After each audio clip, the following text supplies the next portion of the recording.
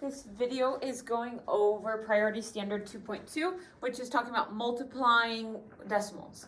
So our learning target today is I know how to use a product of whole numbers to find a product of decimals. So remember, product is an important word. This means the answer to a multiplication problem, okay? So the product, 2 times 3 equals 6. 6 would be our product, okay? So we're going to start with activity number 1 on our notes paper. Make sure your name's on it and that you're following along and asking questions when you need help. So activity number 1.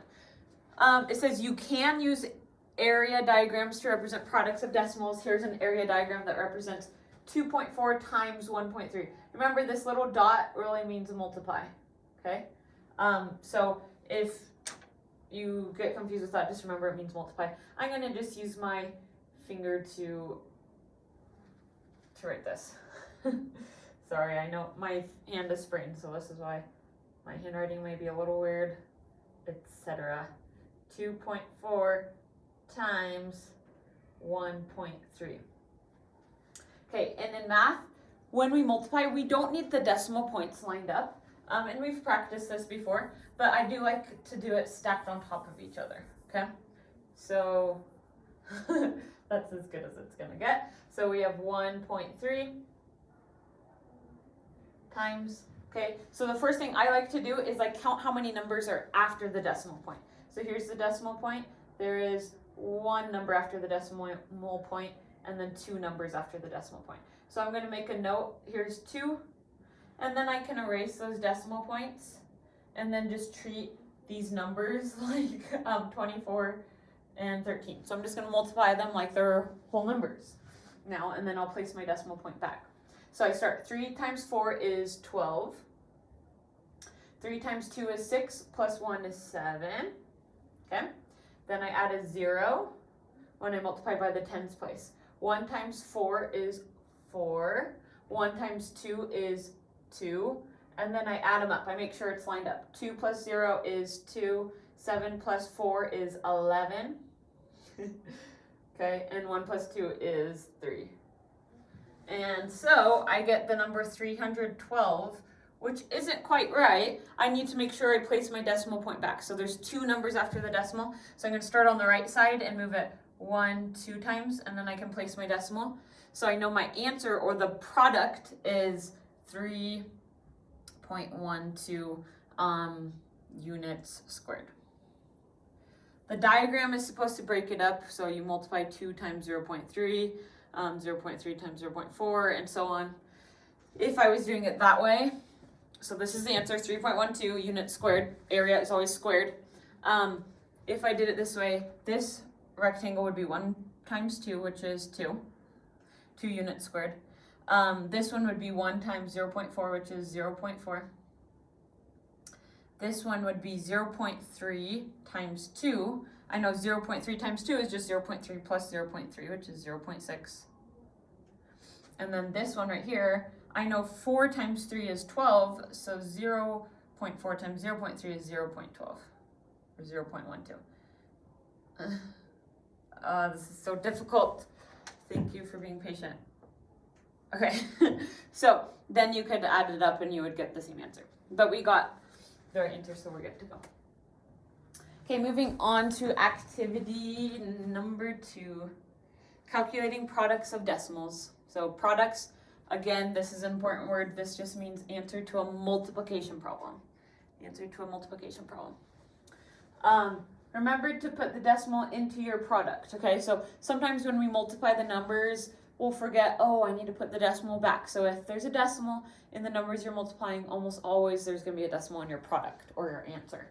So let's practice. We're going to start by doing A down here and B. Here it shows a method. You can read about this method. I'm just going to do it the normal way that you probably learned in elementary school. But if you like this way, you can do it this way.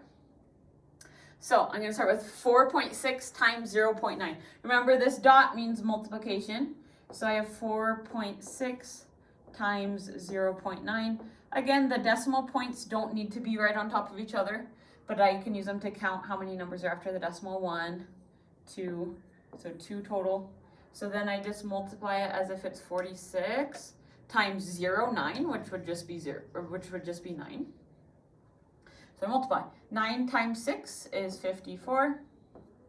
9 times 4 is 36. Plus 5 is 41. Okay? And always just check and triple check that you did it right. So we got 36 plus 5, 41, good. And then I place my decimal back, 1, 2. Place it, so my answer is 4.14. And this isn't area, so I don't need to label it units or anything like that.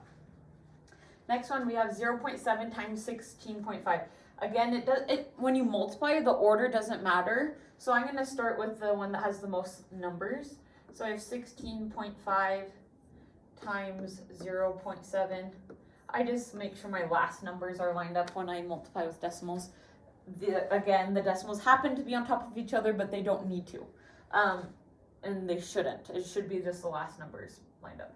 So move over 1, 2, so I know I have 2 numbers after my decimal point. So now I'm just going to treat them like whole numbers, and then I'll place them back at the end. I know 0.7 is the same thing as 7 if I remove the decimal point. So now I can just multiply. 7 times 5 is 35, so I put the 1's place here and the 10's place there. 7 times 6 is 42, and 42 plus 3 is 45. Okay, 7 times 1 is 7, plus 4 is 11. So then I put my decimal point back, I move it 1, 2 times, place it, so I have 11.55. And always make sure your answer makes sense. Sometimes you could see, oh, this is close to 1, this is close to 16, so 1 times 16 is 16. So my answer should be a little bit less than 16 since I rounded up there, and my answer is, if you got something like 100, then you know you were way off with your decimal point and stuff like that. So always just double check, triple check, make sure your answers make sense. Okay. So we did those. Check your answer. Good. Activity number 3. Activity number 3. Calculate each product. Again, product, answer to multiplication. So first one, 5.6 times 1.8. Again, you can put a multiplication sign if you forget what that means. So there are 2 numbers after my decimal point. So I'm gonna just remember that. And then I just multiply them like whole numbers. 56 times 18. I'm gonna work down here. I'm solving this problem, but I'm just gonna work down here for the time being.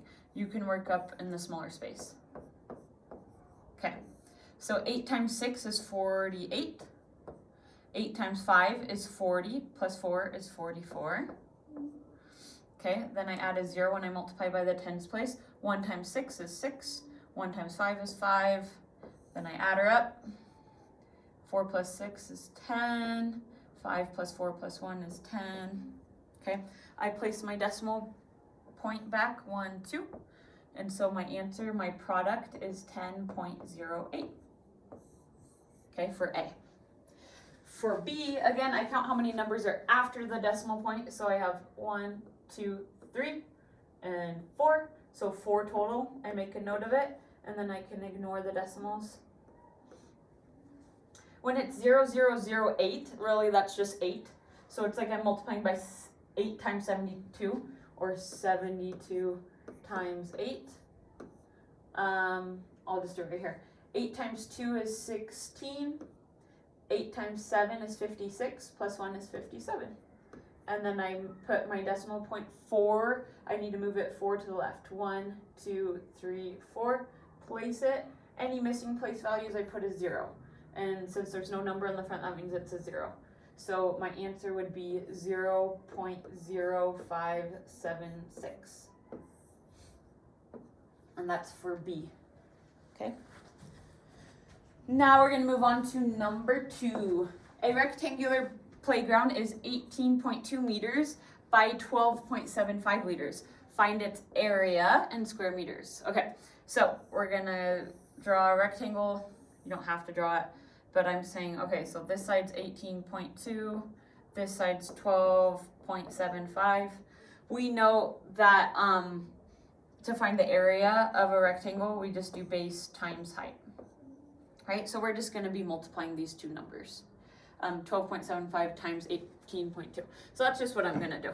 So 12.75 times 18.2. I count how many numbers are after the decimal. 1, 2, 3. Make a note. Then I can erase my decimals and multiply them as if they're whole numbers. So this is a big one. So there's easy areas to mess up on, so let's just be careful. 2 times 5 is 10. 2 times 7 is 14, plus 1 is 15. 2 times 2 is 4, plus 1 is 5. 2 times 1 is 2. Okay? And sometimes I like to erase it as I go so I don't mess up. Then I add a 0 for the missing place value. 8 times 5 is 40. 8 times 7 is 56, plus 4 is 60. 8 times 2 is 16, and 16 plus 6 is 22. Okay, and then 8 times 1 is 8, plus 2 is 10. Okay, now I'm going to erase. I'm going to add 2 zeros, 1, 2, to multiply by the hundredths place. 1 times 5, 1 times 7, 1 times 2, 1 times 1. And then I could add her up. 0, this is a 0, 5, 10, 7, 8, 9, 10, 11, 12. 1 plus 2 is 3, 1 plus 1 is 2. Okay, and then I place my decimal, 1, 2, 3. So you could write your final answer is 232.050. Since there's a 0 after the 5 and it's after the decimal point, you really could just write it as 232.05. Notice there's not 3 numbers after the decimal once you write your final answer, because this last 3 doesn't, like, we moved it 3 times 1, 2, 3, but it's simplified. So I could add a 0 after, but I can take it away and it's still 232.05. And I'm going to say meters squared, because area is always squared, or square meters.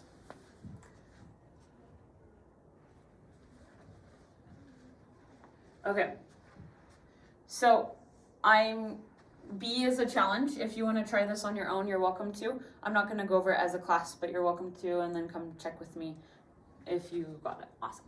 Okay, so cool down. Now we have 1.6 times 0.215. Please pause the video, try it on your own, and then check the video to see if you got it right. This is all about practicing, making sure you understand. So please try it on your own. Okay. So 1, 2, unpaused, here we go. So there are 1, 2, 3, 4 numbers after the decimal. Then I just multiply it. I can delete the decimals and multiply them as if they're whole numbers. So this is the same as 16 times 0.215, which is 215. So 16 times 215. I'm going to start with the more numbered number and multiply. 6 times 5 is 30, 6 times 1 is 6, plus 3 is 9, 6 times 2 is 12. Erase. Okay, add a 0, multiply 1, 1 times 5, 1 times 1, 1 times 2, add her up.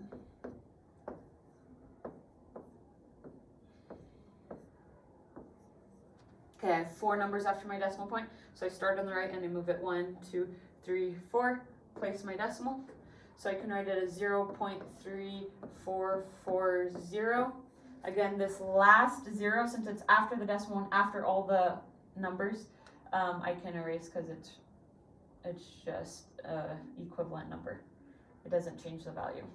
So 0.344 would be your cooldown. Okay? You can start on practice problems and then be ready for the mastery check when you're done with that. Thank you for watching.